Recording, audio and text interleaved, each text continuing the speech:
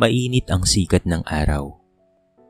Nang muling bumungad ang amoy ng tambak ng basura sa looban ng San Isidro. Dito araw-araw makikita si Christoph. Isang binatang nakasuot ng kupas na sando at butas-butas na pantalon. Sa kanyang mga kamay ay hawak niya ang lumang sako at kalawangin na kawit gamit sa paghahalukay ng basura. Sa unang tingin, isa lamang siyang simpleng basurero na walang kinabukasan at para bang walang pangarap sa buhay. Ngunit sa likod ng maduming damit na yon ay mayroon palang lihim na hindi alam ng kahit sino. "Hoy Christoph, ang baho-baho mo!" Sigaw ni Mang Lino, isang kapitbahay na laging nandidiri kapag napapadaan itong si Christoph. Tawang-tawa naman si Aling Bebe, ang kismosang palaging nakaupo sa kanilang tindahan. "Hay nako, sino bang matinong babae ang mainlove sa ganyang amoy basura? Siguradong tatanda ang binata at hindi yan makakapag-asawa." Ngunit imbes na magalit, ngumiti lamang si Christoph. Alam niyang wala silang alam sa kanyang tunay na pagkatao. Pinili niyang manahimik sapagkat may dahilan kung bakit niya ginusto ang ganitong pamumuhay. Isang dahilan na nakatago sa likod ng kanyang pagiging basurero. Habang abala siya sa pangangalakal, bigla niyang natanaw si Annabel, isang simpleng dalaga na anak ng isang guro. Maganda ito ngunit hindi maarte at kilala sa kanilang lugar bilang may mabuting puso. Madalas ay nakikita siya ni Christoph na tumutulong sa mga batang lansangan, nagbibigay ng pagkain sa matatanda at nakangiti sa lahat ng tao, mayaman man o mahirap. Isang hapon, nang pauwi na si Annabel galing palengke, natapilok ito at muntikan ng mabitawan ng mga pinamili. Agad namang tumakbo si Christoph upang tulungan ang dalaga. "Miss, humawa ka dito," mahinaong sabi ni Christoph habang inaayos ang mga gulay na kumalat. Nagulat si Annabel. Hindi dahil sa itsura ni Christoph, kung hindi dahil sa kabaitan nito. Sanay na siya na iniiwasan ng mga tao si Christoph dahil basurero ito. Ngunit ngayon, siya mismo ang nakaranas ng malasakit ng binata. "Salamat sa iyo, Christoph ha. Kung hindi dahil sa iyo, baka nagkalat na ang lahat ng mga pinamili ko." Magaan ang tono ni Annabel. Dahil doon, ay napangiti si Christoph. "Walang anuman, Annabel. Basta't para sa'yo. Kahit ano ay gagawin ko." Napahinto si Annabel. "Para sa akin?" Medyo nahihiyang tanong nito. Natawa naman si Christoph. Ang ibig kong sabihin, kahit sino man ay tutulungan ko, kung kaya ko." Ngunit sa kaloob-looban niya, may kakaibang damdaming unti-unting umuusbong para kay Annabel. Hindi ito tulad ng dati niyang mga nakilala. Ibang-iba ito, hindi tulad ng mga babaeng tumitingin lamang sa yaman o ganda ng katawan. Para kay Christoph, si Annabel ang babaeng hinahanap niya. Ang babaeng hindi tumitingin sa panlabas, kung hindi sa puso. Mula nga noon, ay naging magkaibigan na silang dalawa at may mga pagkakataong nagkakasama. Ngunit hindi naging madali ang lahat. Sa likod ng kanilang mga ngiti, may mga matang nakamasid. Ito ay sina Aling Bebe at Mang Lino. Na agad nang nag-isip ng masasabi. Naghihintay ng tamang oras para ipakalat ang isang chismis patungkol sa basurerong nakikipagkaibigan sa disenteng dalaga. Samantala, sa hindi kalayuan, nakatayo ang isang sasakyan na may nakasombrerong lalaki sa loob. Tahimik itong nakamasid kay Christoph. Nakamasid sa lahat ng kanyang ginagawa. Hindi alam ng lahat, lalo na nitong si Annabel, na ang binatang kanilang tinatawag na basurero ay hindi pala ordinaryong tao, kung hindi ito ang nag-iisang anak ng pinakamakapangyarihang tao sa kanilang bayan. Walang iba kung hindi si Gobernador Don Agustin. Muling bumangon si Christoph ng madaling araw. Sanay na siya sa ganoong routine. Gising bago sumikat ang araw. bitbit ang sako at pumupunta sa tambakan ng basura. Habang ang iba ay natutulog pa sa malamig na higaan, siya ay abala ng naghalukay ng mga bote, plastic at anumang pwedeng ibenta para sa kaunting kita. Habang lumalakad sa makipot na eskinita, pinagmamasdan siya ng mga tao na tila ba isang salot. May ilan pang lumalayo kapag nadadaanan niya. Diyos ko, may basura na naman. Reklamo ng isang ginang. Nako, kung may anak akong babae, hindi talaga ako papayag na lumapit sa ganyang klaseng lalaki ang anak ko. Dagdag pa ng isa. Ngunit hindi nagpatalo si Christoph. Hindi niya hinayaan na wasakin ng mga salita ang kanyang araw. Alam niya kung sino siya. At higit sa lahat, alam niya kung bakit niya pinili ang landas na ito. Habang nagbubuhat siya ng mabibigat na sako, biglang bumusina ang isang mamahaling sasakyan sa kanto. Isang itim na SUV na hindi karaniwang nakikita sa kanilang lugar. Bumukas ang bintana nito at lumabas ang malamlam na tinig. Christoph, anak! Napatigil si Christoph. Kilala niya ang tinig na iyon. Hindi siya pwedeng magkamali. Papa? Mahina niyang sagot. Lumabas mula sa sasakyan ng isang lalaking nasa mahigit 50 anyos. Matikas at makapangyarihan ang tinig nito. Siya ay si Gobernador Don Agustin, ang ama nitong si Christoph. Nakasalamin nito at pormal ang pananamit, malayong malayo sa itsura ng anak niyang punong-puno ng dumi at pawis. Hanggang kailan mo ipagpapatuloy ang larong ito, anak? Tanong ni Gobernador. Malamig ang boses. Hindi ito laro, Papa. Mariing sagot ni Christoph. Gusto kong makita kung may babaeng mamahalin ako. Kahit walang-wala ako. Kahit basurero lang ako sa paningin nila. Umiling si Don Agustin. Halatang hindi sang-ayon sa ginagawa ng kanyang anak. Pero anak, hindi mo na kailangang pahirapan pa ang sarili mo. Ikaw ang nag-iisang tagapagmana ng lahat ng pinaghirapan ko. Sa iyo mapupunta ang mga negosyo, ang mga ari-arian, at higit sa lahat, ang pangalan ng ating pamilya. Napayoko si Christoph. Pero ano ang halaga ng lahat ng iyon kung wala naman akong makakasamang totoo na nagmamahal sa akin? Papa, hindi lahat ng babae ay totoo. Nakita ko na kung paano silang nagbabago kapag pera at kapangyarihan ang usapan. Ayokong mabuhay na puro pakitang tao lamang ang nasa tabi ko. Napatahimik ang gobernador sandali. Kung ganon, wika nito, mag-iingat ka anak ha. Hindi lahat ng tao ay kaya ng inaakala mo. May mga taong susubukan kang pabagsakin. At baka pati ang babaeng yon na nagustuhan mo, hindi mo pa kilala ang buong pagkatao niya. Saglit na nagdilim ang mukha ni Christoph. Alam niyang tama ang babala ng kanyang ama. Ngunit sa puso niya, naniniwala siyang si Annabel ay naiiba. Habang papaalis na ang SUV, may mga nakakita sa pag-uusap nila. Isa na nga roon si Aling Bebe, na agad na tumakbo sa tindahan para ikwento ang kanyang nakita. Mga kapitbahay, hindi niyo alam ang nalaman ko. May kakaibang koneksyon pala yung basurero na yan na si Christoph. At kung hindi ako nagkakamali, mayaman ang pinagmulan. Hindi naman pinansin si Aling Bebe ng kanilang mga kapitbahay. Sapagkat, sino nga ba ang mag-aakala na si Christoph na isang basurero ay may koneksyon sa isang mayamang tao? Nagbulong-bulungan lamang ang mga ito. Pero ganun pa man, ipinakalat pa rin ni Aling Bebe ang chismis. Pero bago pa man makumpirma ang lahat, iba yung kahihiyan at pagmamalit muna ang haharapin ni Christoph. At sa panig naman ni Annabel, hindi niya alam na ang simpleng basurerong kanyang kinakaibigan ay mayroon palang itinatagong katauhan, isang lihim na magbabago sa kanilang buhay kapag ito'y tuluyang nabunyag.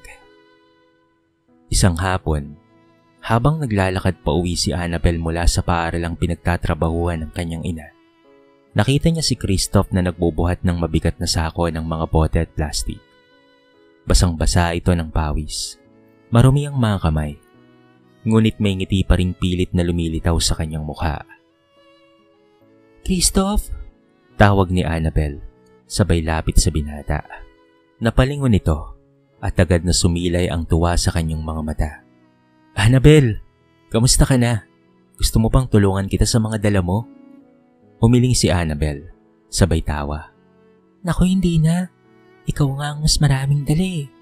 Pero may libreng oras ka ba mamaya? Baka gusto mong samahan ako. May bibilin lang akong gamot para sa mga alaga kong aso. Ngumiti si Christoph at tumango. Oo naman, kahit saan, kahit kailan. Basta't para sa iyo at kasama ka. Game ako dyan. Ngunit bago pa man sila makalayo, isang malamig na tinig ang sumabat. Annabel! Sabay silang napalingon at tumambad ang mga magulang ng dalaga. Si Mang Delpin at Aling Carmen. Malamig ang titig ng ama, habang nakataas naman ang kilay ng kanyang ina. Anong ginagawa mo riyan ha? At bakit kasama mo na naman ang basurerong ito? Mapanuyang tanong ni Mang Delpin. Inay, itay, hindi naman po ganon. Mahina at nagugulo ang paliwanag ni Annabel. Ngunit hindi nakinig ang kanyang magulang. Annabel, ilang beses na naming sinabi sa'yo. Hindi ka pwedeng makihalubilo sa taong gaya niya. Tignan mo ang itsura niya oh. Batungis, walang direksyon, walang may pagmamalaki. Gusto mo bang pagtawanan ng pamilya natin? Namula si Annabel sa hiya. Inay, hindi naman po ganun si Christoph. Mabait po siya, matulungin, at higit sa lahat, may malasakit po sa kapwa. Hindi ba't yun ang mas mahalaga? Tumawa si Mang Delpin nang may halong pangalipusta. Mabait. Ang kabaitan ay hindi nakakain anak. Tandaan mo, ang hinahanap naming mapapangasawa mo at hinahanap namin para sa'yo ay yung makapagpapaangat ng buhay natin. Hindi yung magdadala sa atin ng kahihiyan. Napayuko si Annabel. Nangingilid ang luha sa kanyang mga mata. Samantalang si Christoph ay nanatiling tahimik. Pinili niyang huwag makipagtalo. Alam niyang wala siyang laban sa mga salitang binibitawan ng mga magulang ni Annabel. Ngunit sa kaloob-looban niya, sumisigaw ang kanyang damdamin. Kung alam lang sana nila ang totoo, na hindi siya basta-bastang basurero lang, kung hindi anak ng pinakamayamang tao sa kanilang bayan, siguro hindi nila siya huhusgahan ng ganoon. Pero hindi yun ang tamang oras. Hindi yun ang dahilan kung bakit siya nandito. Annabel! Wika ni Aling Carmen, mariin at walang bahid ng pagmamahal. Kung talagang mahal mo ang pamilya mo, iiwasan mo na ang lalaking yan. Masisira ang kinabukasan mo kung patuloy mong pinapansin ang isang gaya niya. Tumango naman si Mang Delpin bilang dagdag sa utos ng kanyang asawa. At isa pa, may nakalaan na para sa'yo. Walang iba kung hindi si Adrian, anak ng negosyanteng si Don Marcelo. Siya ang nararapat para sa'yo anak, mayaman, edukado, at may maayos na reputasyon. Parang tinusok ang puso ni Annabel sa kanyang narinig. Si Adrian? Kilala niya ito. Mayabang, mapangmata, at hindi marunong rumispeto sa kapwa. Matagal na itong may gusto sa kanya. Ngunit dahil anak ito ng kilalang negosyante, ipinipilit ng kanyang mga magulang na siya ang tamang lalaki para sa kanya. Nagangat ng paningin si Christoph at sa kauna-unahang pagkakataon ay nagsalita. Kung yun po ang nais nyo, igagalang ko po. Pero sana, bigyan niyo po ako ng pagkakataon. Hindi po ako kasing yaman ni Adrian. Pero kaya kong mahalin at protektahan si Annabel. Higit pa sa kahit anong kayamanan. Humagalpak ng tawa si Mang Delpin.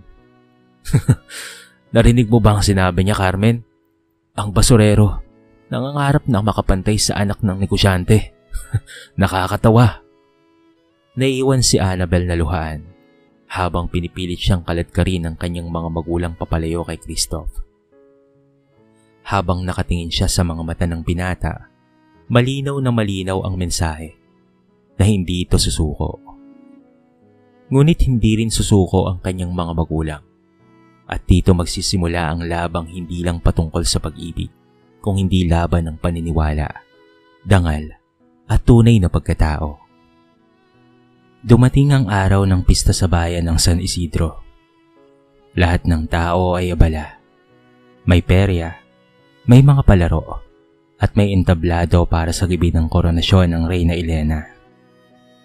Isa ito sa mga pinakahihintay na okasyon ng taon, kung saan ay sama-sama ang mga pamilya, mahiyaman man o mahihirap. Sa gitna ng masayang kapaligiran, dumating si Annabel kasama ang kanyang mga magulang. Magara ang suot ni Annabel. Simple ngunit kaakit-akit, pero hindi nawala ang pangotya ng kanyang mga magulang sa tenga niya bago sila lumabas ng bahay. Tandaan mo anak ha, paalala ni Aling Carmen. Ngayong gabi, ipapakilala ka na namin ng formal kay Adrian. Kalimutan mo na ang basurerong yon. Mas maigi nang mapahiya siya para tuluyan ka na niyang layuan. Tahimik lamang si Annabel, hindi sumasagot. Ngunit sa loob-loob niya ay mayroong kaba. Pakiramdam niya ay may hindi magandang mangyayari. Matagal na niyang kilala si Adrian at napakasutil nito at masama ang ugali. Posibleng hindi siya nagkakamali sa kanyang pakiramdam. Sa gitna ng kasiyahan, biglang narinig ni Annabel ang pamilyar na tinig. Annabel! Paglingon niya ay naroon si Christoph. Nakasuot pa rin ang kanyang kupas na damit. May dalang maliit na kahon ng bulaklak na pinaghirapan niyang bilhin mula sa kita sa basura. Hindi niya inalintana ang mga matang nakatitig at mga taong nagsisimulang magbulungan. Sandali! Anong ginagawa mo rito? Malamig na tanong ni Mang Delphine habang pinipigilan ang kanyang galit. Dumating ako para makita po si Annabel. Gusto ko lang po sanang iparamdam sa kanya kung gaano siya kahalaga sa akin. Sagot naman ni Christoph. Nanginginig ang boses ngunit tapat ang mga mata. Tumawa ng malakas si Adrian. Kakarating lamang nito at agad na lumapit sa eksena. Oh, narinig nyo ba? Ang basurero may dalang bulaklak para kay Annabel. Akala mo ba'y tatanggapin niya yan? Tingnan mo ang sarili mo. Madumi, pawisan, walang-wala sa buhay. Pero tignan mo ako. Ako ang nararapat para kay Annabel. Anak ako ng kilalang negosyante. Ikaw, anak ng tambakan ng basura. Tila tinusok ang puso ni Annabel sa bawat salitang binibitawan ni Adrian. Gusto niyang sumigaw. Gusto niyang ipagtanggol si Christoph. Ngunit hinarangan siya ng kanyang ina. Tama na Annabel. Huwag mo nang palakihin pa. Tignan mo, ang lahat ay nakatingin na. Sa entablado ay biglang sumigaw si Adrian. Mga kababayan, heto, tignan niyo tong basurerong to. Merong ilusyon na pwedeng mahalin ng isang disenteng dalaga. Sabay itinutok ang spotlight kay Christoph. Nagsimulang magtawanan ng ilan. May iba pang nang-uuyam. Basurero, umuwi ka na nga sa tambakan. Hindi ka nababagay kay Annabel, no? Sabi ng ilan. Pakiramdam ni Christoph ay pinagbagsakan siya ng langit at lupa. Nanginginig ang kanyang kamay habang hawak ang bulaklak. Ngunit imbes na ihagis, marahan niyang inilapag iyon sa paanan ng entablado. Annabel, mahina niyang wika. Halos hindi na marinig. Pasensya na kung napahiya ka. Tumatag ang luha sa kanyang mga mata. Ngunit hindi niya hinayaang bumagsak. Tumalikod siya at nagsimulang lumakad papalayo. Dala-dala ang bigat ng kahiyan. Ngunit bago siya tuluyang mawala sa paningin, may isang matandang lalaki ang lumapit kay Adrian at pati na rin kay Mang Delphine. May suot itong simpleng barong ngunit halatang makapangyarihan ang tinig dito. Siya ang matagal nang kasama ng gobernador. Ito ay si Mang Ernesto, ang kanyang kanang kamay.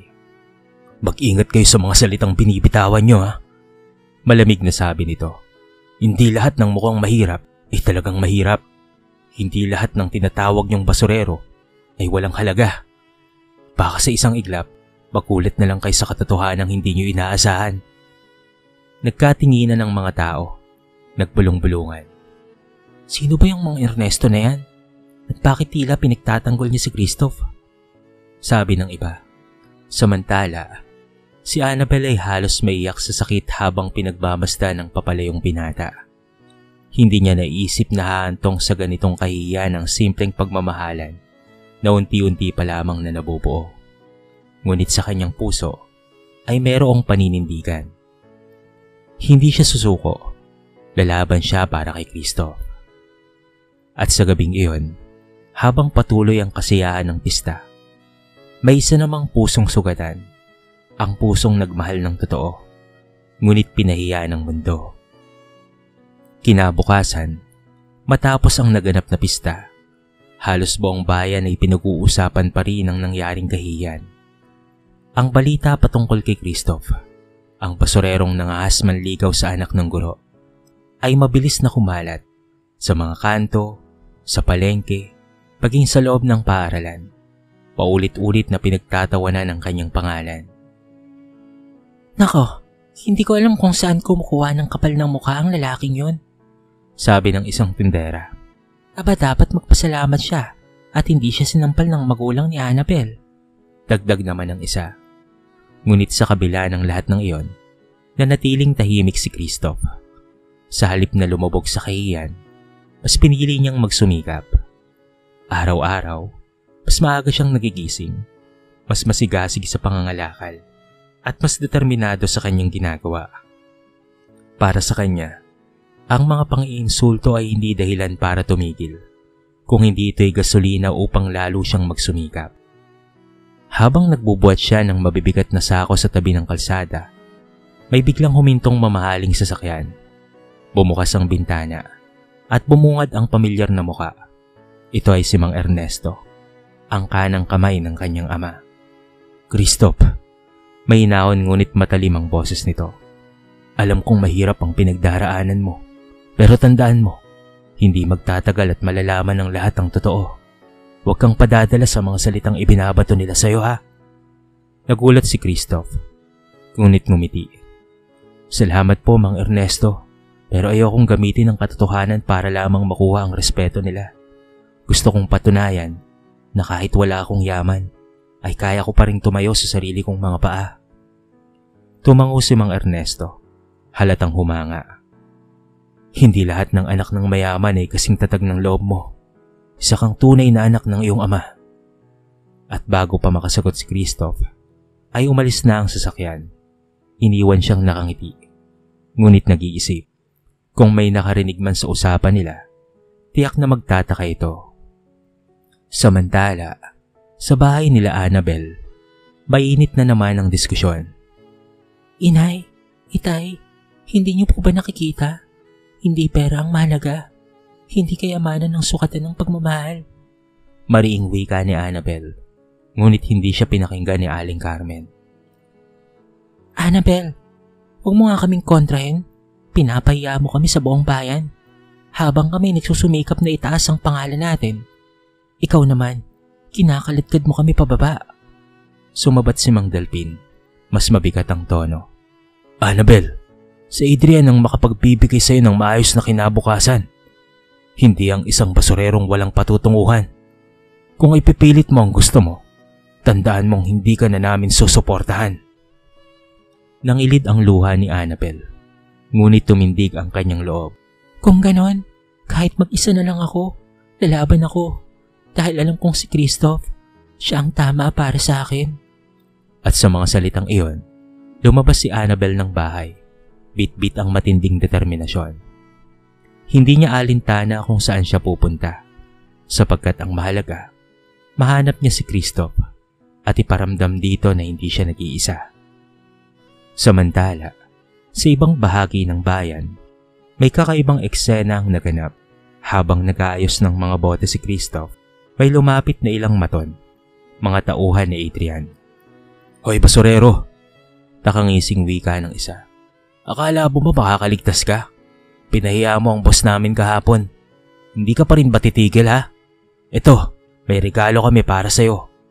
At bago pa siya makapagtanggol sa kanyang sarili, ay bigla siyang sinuntok at tinadyakan. Duguan at halos hindi makatayo. Ngunit bago sila tuluyang makaalis, may dumating na ilang mga barangay tanod na agad silang pinigilan. "Hoy! Tumigil kayo!" Dali-daling lumapit si Annabel. Sakto namang naroon at nakita ang lahat. Christoph! Sigaw niya habang niyayakap ang sugatang binata. Diyos ko, anong ginawa nila sa'yo? Mahina ngunit malinaw ang tinig ni Cristo. Annabel, huwag kang mag-alala. Hindi nila ako matatalo. Hanggat nandyan ka, may dahilan akong bumangon. Sa harap ng lahat ng nakamasid, nakita ng mga tao ang katotohanan na hindi basta-bastang basurero si Christoph. Meron siyang tapang na paninindigan at higit sa lahat, isang pusong handang magmahal ng tapat. Ngunit sa likod ng mga pangyayaring ito, unti-unti nang lumalabas ang kanyang tunay na pagkatao. At sa susunod na mga araw, may mangyayaring hindi na kayang itago pa. Isang revelasyong yayanig sa buong bayan. Isang linggo matapos ang insidente ng pangbubugbog, tila mas naging mainit ang usap-usapan patungkol kay Christoph. Hindi na lamang siya simpleng basurero para sa ilan. Para bang may misteryo sa pagkatao niya na hindi nila mawari kung ano. Ngunit para kay Annabel, wala nang mas mahalaga kung hindi ang kaligtasan at pagaling ng binata. Araw-araw siyang dumadalaw sa maliit na barong-barong ni Christoph upang dalhan ito ng pagkain at gamot. Salamat Annabel ha. Mahina ngunit taus-pusong wika ni Christoph habang nakahiga sa lumang banig. Kung wala ka, baka sumuko na ako. Ngumiti si Annabel at marahang hinawakan ang kanyang kamay. Kahit anong mangyari, hindi kita iiwan, Christoph. Ngunit sa kabila ng kanilang tahimik na sandaling pag-uusap, isang hindi inaasahang pangyayari ang yayanig sa kanilang mundo. Dumating ang araw ng seremonya ng bagong proyekto ng bayan. Isang malawakang pagtitipon kung saan inaasahang magsalita ang gobernador ng bayan na walang iba kung hindi si Don Agustin.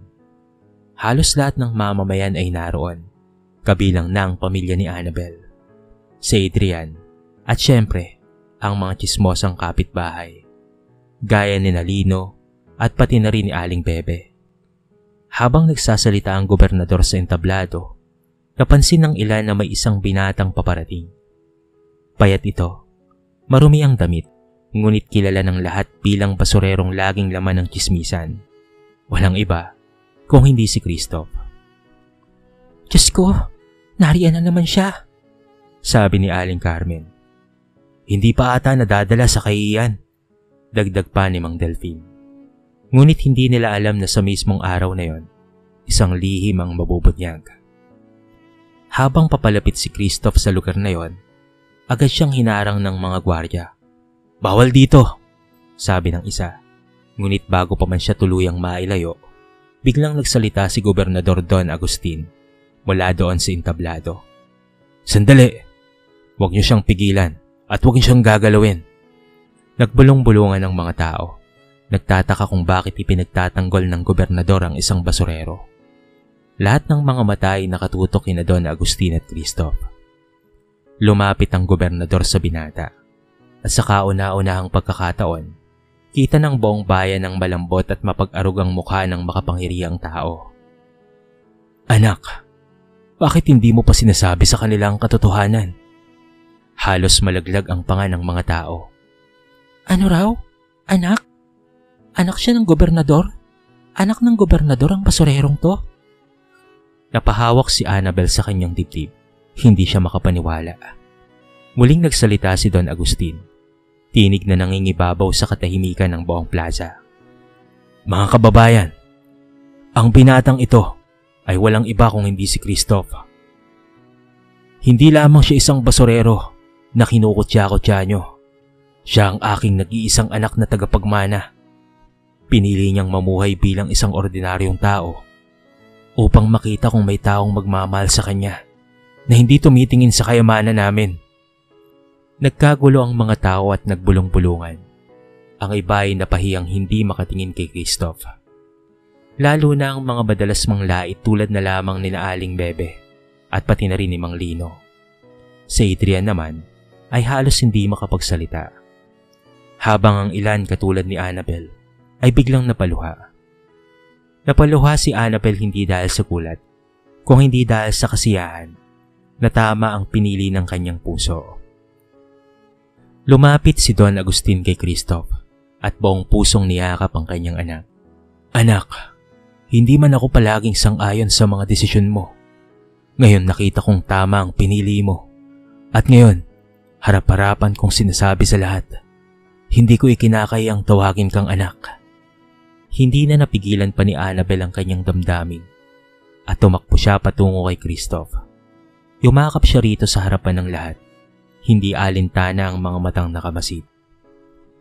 Christoph, anak ka man ng gobernador o hindi, para sa akin, ikaw pa rin ang lalaking minahal ko. Hikbi ni Annabel. At sa sandaling iyon, isang nakabibinging katahimikan ang bumalot sa buong plaza.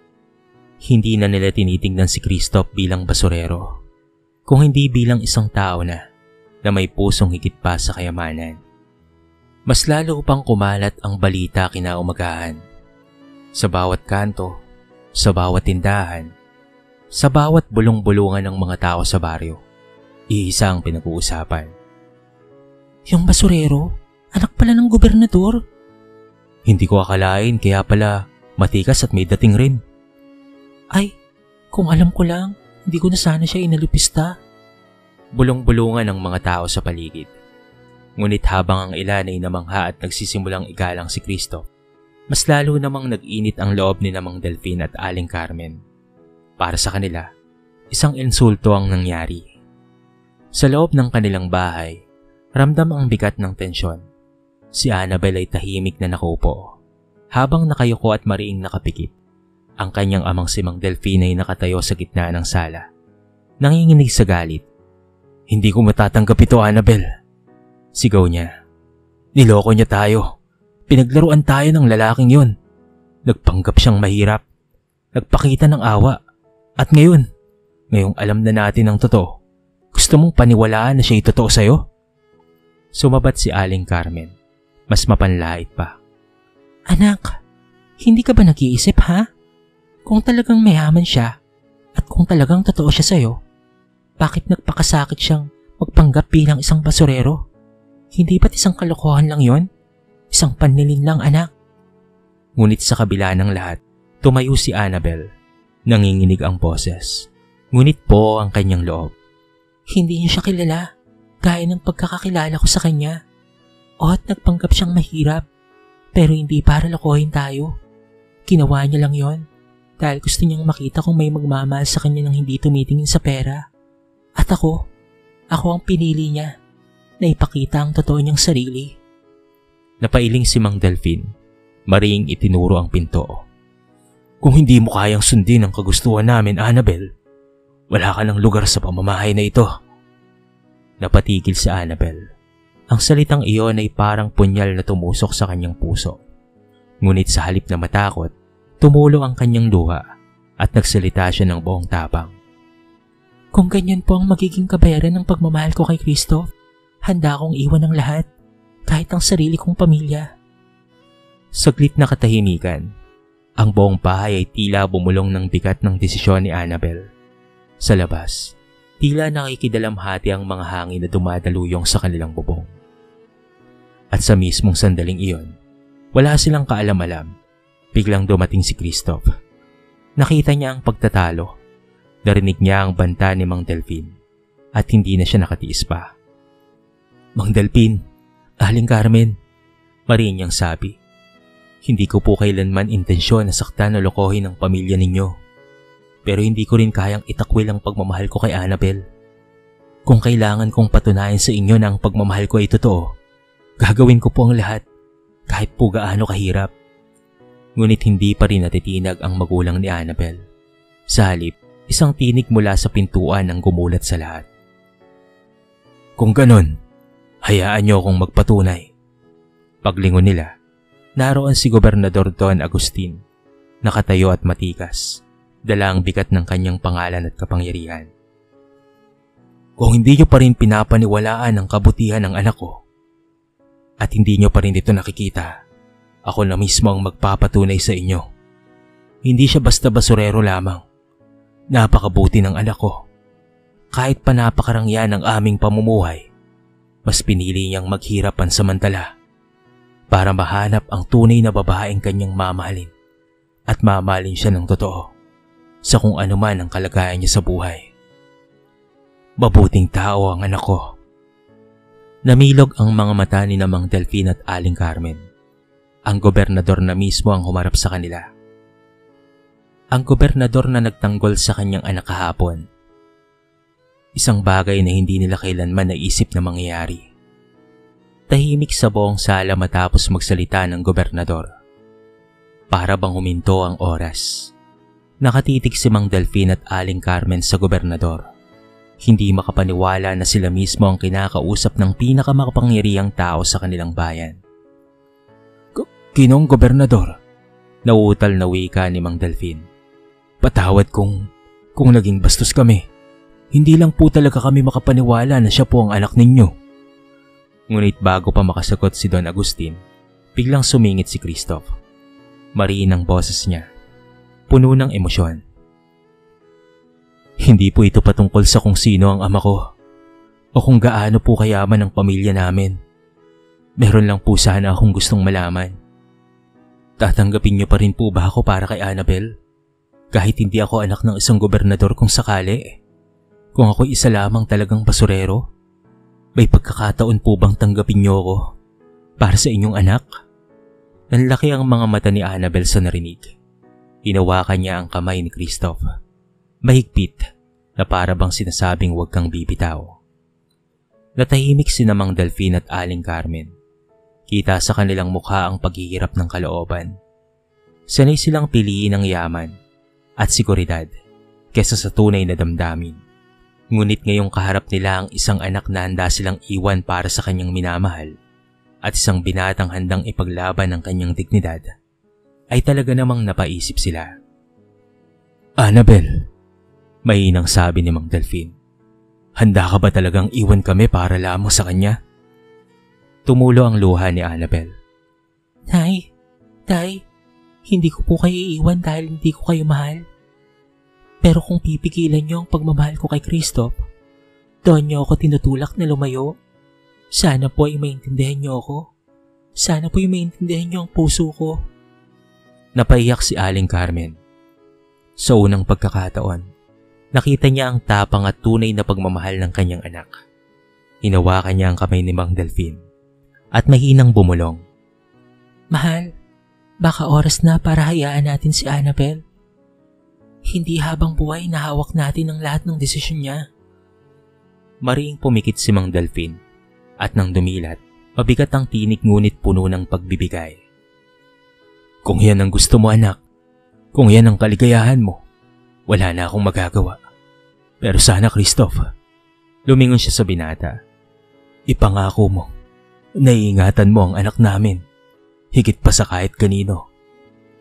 Tumango si Christoph. Pinigil ang kanyang luha. Yan ang tanging bagay na maipapangako ko po, na habang may buhay ako, walang sino man ang makakasakit sa kanya. Sa puntong iyon, ay lumapit si Gobernador Don Agustin. Ipinatong ang kamay sa kanyang anak.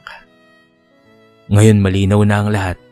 Hindi ang yaman o kapangyarihan ang magtatakda ng halaga ng isang tao, kung hindi ang kabutihan ng kanyang puso. At anak ko si Christoph. Hindi lang dahil sa dugo, kung hindi dahil sa pagpili niyang maging totoo sa kanyang sarili. Nagkatinginan sina Christoph at Annabel. Sabay nang umiti sa gitna ng luha. Sa wakas, wala nang humadlang sa kanilang pagmamahalan. Sa labas ng bahay, nagsimulang magtipon ng mga kapitbahay na usisero. At nang makita nilang lumabas sina Christoph at Annabel, magkahawak ang kamay, iba na ang bulungan nila. Hindi na pangalipusta, kung hindi paghanga. Grabe, sa kabila ng lahat, siya pa rin ang pinili. Tunay ngang mahal niya si Annabel, kahit anong mangyari. Ang basurerong kinukutya natin noon, siya pala ang taong may pinakamalinis na puso. Pagkaraan ng ilang mga araw matapos ang tensyon sa bahay ni Annabel, muling bumalik si Christoph. Pero hindi na siya ang dating nakapangbasurero at may bitbit na sako. Isang hapon, Nagulat ang buong baryo nang makarinig ng malakas na tunog ng makina. Isang itim na napakamahal na kotse ang dahan-dahang humihinto sa tapat ng bahay ni na Annabel. Bumukas ang pinto at isa-isang bumaba ang mga bodyguards na nakaitim. Maayos ang tindig at kagad na pumwesto sa paligid. Nagbukas ang pintuan ng sasakyan. Bumaba si Christoph, naka-Amerikana, makisig at halatang tunay na Ginoo. Ang kanyang presensya ay tila sumabog na liwanag sa buong baryo. Ang mga taong dati nanlilibak sa kanya, ngayon ay napapabulong ng paghanga. Diyos ko, si Christoph pa yan? Hindi na siya yung basurerong nakikita natin dati, no? Oo nga, parang ibang tao na. Pero siya pa rin yung mabait na may maamong mukha. Dala ang kumpiyansa ngunit nananatiling mapagpakumbaba. Lumapit si Christoph sa bahay ni na Annabel. Hindi na siya nakayuko tulad ng dati. Sa halip, taas no siyang humarap kay Mang Delfin at Aling Carmen na naninibago sa kanyang anyo. Magandang hapon po, magalang niyang bati. Narito po ako para sunduin po si Annabel. Sandaling katahimikan, nagkatinginan sina Delfin at Aling Carmen. Bakas ang gulat at bahagyang pag-aalangan. Ngunit sa dulo, tumango si Mang Delfin. Christoph, anak, pasensya ka na. Pasensya ka na sa mga naging asal namin noon sa'yo. Gusto lang talaga naming maging maayos ang buhay ng aming anak. Sana maintindihan mo kami. At sa nakikita ko naman, tama naman talaga ang iyong ama na ikaw ay mabuting tao. Ni minsan ay hindi ka sumagot sa amin. At ni minsan ay hindi ka nagpakita ng kasamaan ng ugali sa aming mag-asawa. Kahit pa sobrang nilalait ka na namin. May tiwala kami sa iyo, Christoph. Naiingatan at mamahalin mo ang aming anak. Naghawak kamay ang mag-asawa na si Mang Delfin at Aling Carmen habang may luha sa kanilang mga mata. Maya-maya, Annabel, tawag ni Mang Delfin. Nandito na ang kasintahan mo, si Christoph. Lumabas si Annabel, nakasuot ng simpleng bestida. At nang sandaling makita niya si Christoph, ay talaga namang napangiti siya. Hindi niya mapigilang maluha. Hindi siya makapaniwala. Ang lalaking dating nilalapitan niya habang marumi at pawisan, ngayon ay nakatayo sa harap niya bilang tunay na anak ng gobernador. Napakaayos ng tindig at napakaganda ng kasuotan. Lumapit si Christoph at maraang kinuha ang kamay ni Annabel. Annabel, aniya, ngayon ay wala na akong itinatago. Pero tandaan mo, ang lalaking nakilala mo bilang basurero at ang lalaking nakikita mo ngayon ay isa. Ako pa rin si Christoph, ang lalaking nangakong mamahalin ka higit sa lahat. Hindi na nakapagsalita pa si Annabel. Tumulo ang kanyang luha habang yumayakap kay Christoph sa harapan ng lahat. Nagsimula namang magpalakpakan ng mga tao sa paligid. Ang mga kapitbahay na minsang umalipusta sa kanya ay ngayon sumisigaw ng pagbati. Mabuhay kayo, Annabel at Christoph! Bago sila umalis, muling lumingon si Christoph kina Mang Delfin at Aling Carmen.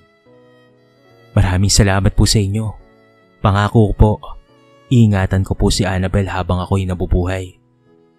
Sa wakas, wala nang pagtutol pa ang mga ito.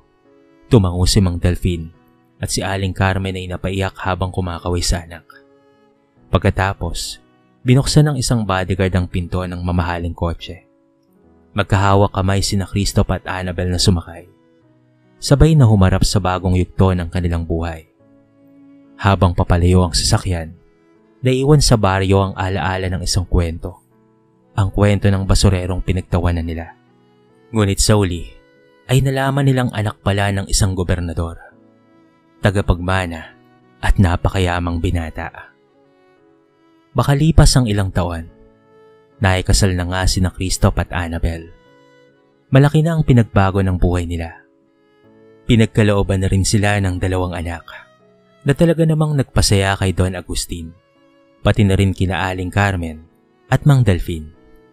Sino nga bang mag-aakala na ang isang basurerong dating inaapi-api, inaalipusta at minamaliit ay isa palang tunay na mayaman Hindi lang sa pinansyal, kung hindi pati na rin sa puso.